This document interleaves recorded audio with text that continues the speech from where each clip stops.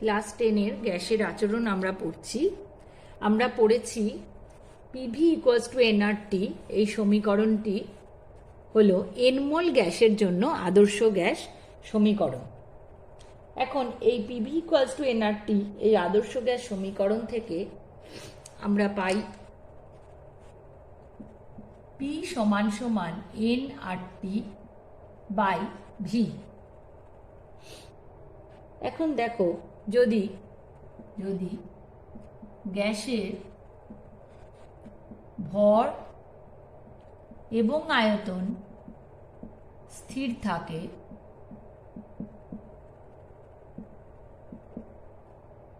অর্থাৎ ভি এবং এন স্থির, যেহেতু আর ধ্রুবক, তাহলে আমরা বলতে পারি পি সমানুপাতিক টি। অর্থাৎ আমরা যদি কোনো লেখচিত্র অঙ্কন করতে যাই যেখানে পি অক্ষকে ওয়াই ধরলাম এবং টি অক্ষকে এক্স অক্ষে টি ধরলাম, তাহলে আমরা যে লেখচিত্রটি পাব সেই লেখচিত্রটি হবে সরল রেখা, যেটি কিনা মূল বিন্দুগামী। লেখচিত্রটি হবে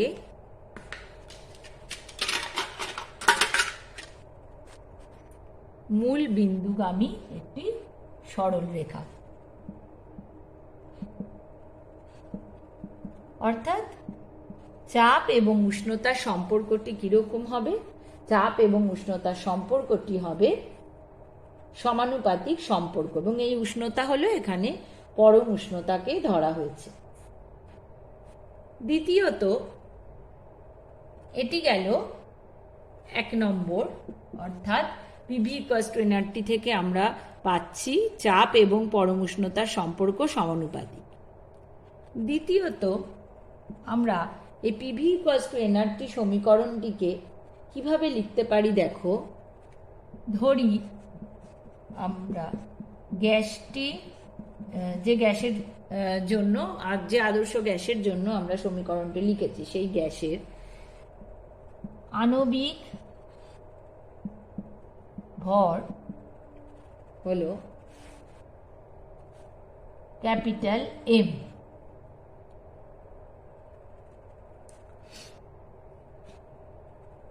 বা একে লেখা যায় মোলার ভর এম গ্রাম প্রতি মোল।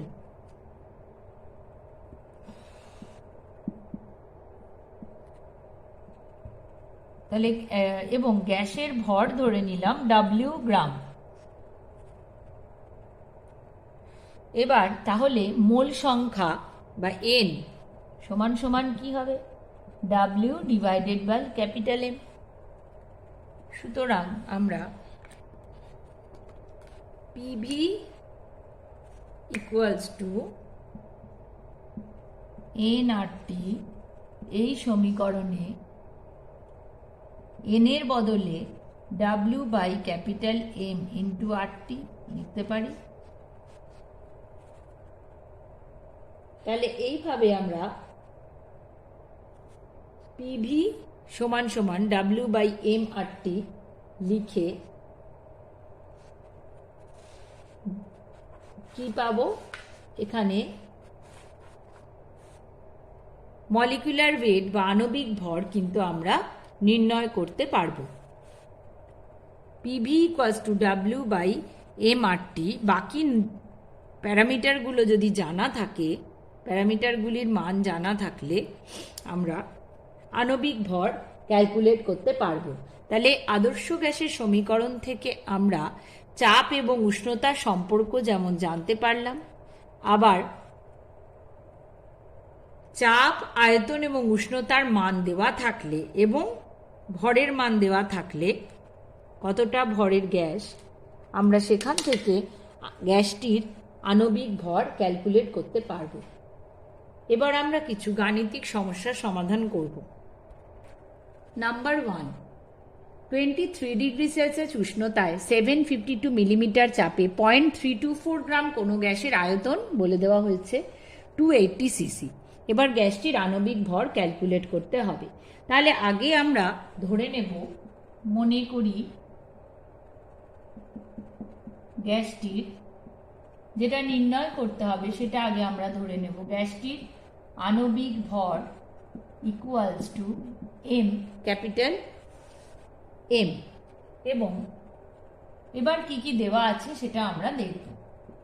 দেওয়া আছে চাপ পি 752 মিলিমিটার, ভর ডাব্লিউ 0.324 গ্রাম এবং আয়তন দেওয়া আছে, আয়তন ভি 280 সিসি। এখন এখান থেকে আমাদের আণবিক ভর ক্যালকুলেট করতে হবে। সুতরাং সমীকরণটি হলো PV equals to NRT, N এর বদলে W by capital M into RT. সুতরাং capital M equals to W RT divided by P into V.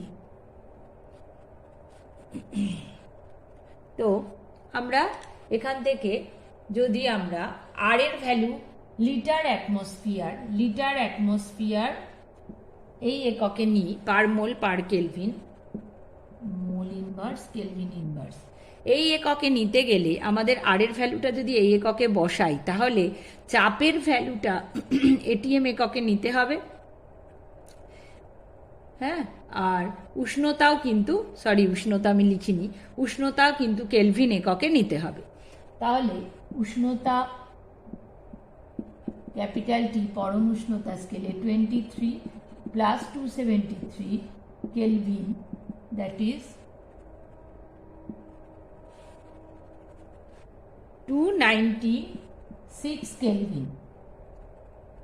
ওকে, এবার একে চাপকে অ্যাটমসফিয়ারিক এককে নিতে গেলে 752 ডিভাইডেড বাই 760 এটিএম, কারণ 760 মিলিমিটার প্রেশার মানে 1 এটিএম।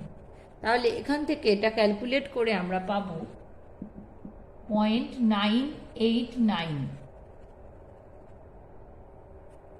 এটিএম। সুতরাং আমরা এবার ভ্যালু বসাবো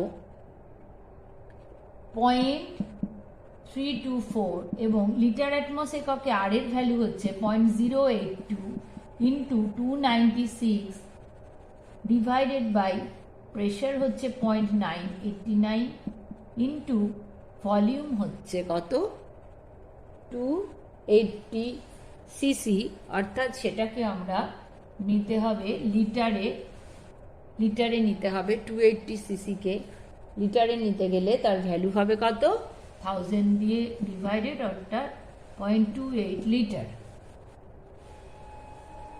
তাহলে 0.28, সো ক্যালকুলেট করে আমরা পাবো এর মান 28.38 গ্রাম পার মোল। ওকে, একই রকমভাবে অঙ্কটা করতে হবে। তাহলে আমরা এখানে আগে সমীকরণে বসালাম এবং ভ্যালুগুলো সেই ইউনিটেই নিলাম যে ইউনিটে আমরা আরকে নেব। তোমরা ভালো করে দেখে নাও। এবার আমি একটা এইভাবে করতে হবে এমন একটি অঙ্ক হোমওয়ার্ক হিসেবে দিচ্ছি।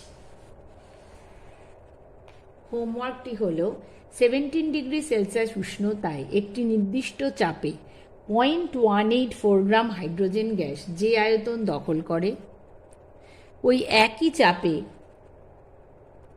25 ডিগ্রি সেলসিয়াস উষ্ণতায় 3.7 গ্রাম অন্য একটি গ্যাস একই আয়তন অধিকার করে। গ্যাসটির আণবিক ভর কত? তাহলে হাইড্রোজেন গ্যাসের ক্ষেত্রে কি দিয়ে দিয়েছে, তার উষ্ণতা দিয়ে দিয়েছে।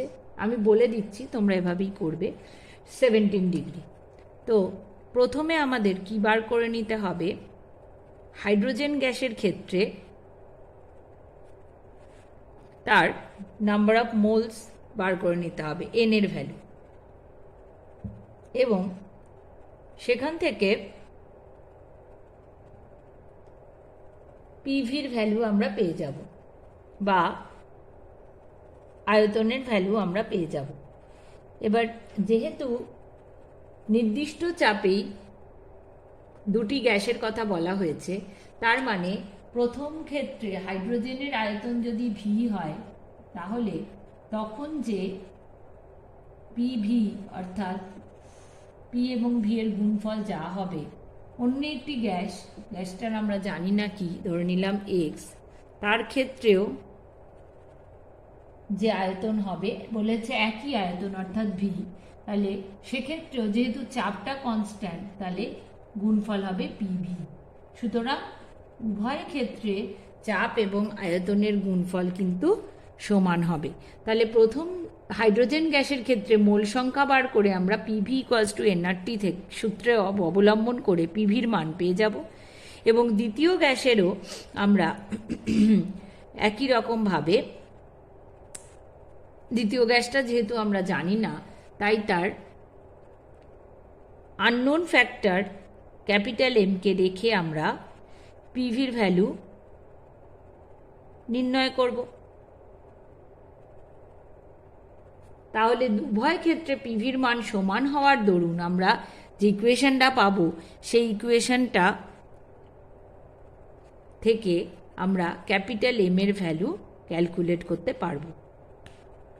অর্থাৎ প্রথম ক্ষেত্রে আমরা প্রথমে কি করব, এন ক্যালকুলেট করব, তারপর সেখান থেকে পিভি ইকুয়ালস টু এনআরটি সূত্র ইউজ করে আমরা পিভির ভ্যালু ক্যালকুলেট করব। তাহলে স্টেপ 1 হলো এন ক্যালকুলেট করা, স্টেপ 2তে পিভি ক্যালকুলেট করা, স্টেপ 3তে কি আসছে, স্টেপ 3তে আসছে আননোন যে গ্যাসটি, সেই গ্যাসটির মোলার মাসকে ক্যাপিটাল এম ধরা, এবং ক্যাপিটাল এম ধরে যে ইকুয়েশনটা হবে সেটা অনেকটা এরকম হবে, W by capital M into R into T equals to যে পিভির ভ্যালুটা আমরা পেয়েছিলাম সেই ভ্যালুটা, W জানি, আর জানি, টি জানি, তাহলে এখান থেকে নির্ণয় করতে পারবো ক্যাপিটাল এম।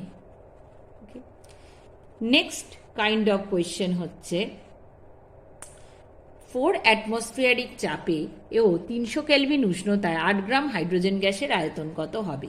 আর এর ভ্যালু দিয়ে দিয়েছে লিটার অ্যাটমস এককে, এবং হাইড্রোজেনের পারমাণবিক ভর কত বলেছে এখানে 1। তাহলে আমরা এখানে দেখতে পাচ্ছি পিভি ইকুয়ালস টু এনআরটি সূত্র অবলম্বন করেই হবে, যেহেতু কোনো টেম্পারেচার বা প্রেশারের চেঞ্জের কথা বলা হয়নি। তাহলে আমরা এখান থেকে মান বসাবো, ভিটা আমরা জানি না, ভি ক্যালকুলেট করব, তাহলে এনআরটি ডিভাইডেড বাই পি। তাহলে এন এর ভ্যালু আমরা কি বসাবো, ডাব্লিউ বাই ক্যাপিটাল এন, এখানে 8 ডিভাইডেড বাই 2, কেন, W by capital M into R T. Okay, তাহলে ডাব্লিউ 8/2 ইন্টু আর হলো লিটার অ্যাটমস এককে 0.082 ইন্টু টেম্পারেচার হলো 300 কেলভিন। তাহলে ক্যালকুলেট করে যেটা পাবে সেটাই হবে কিন্তু এর আয়তন। কোন এককে হবে আয়তন? আয়তন হবে লিটার এককে।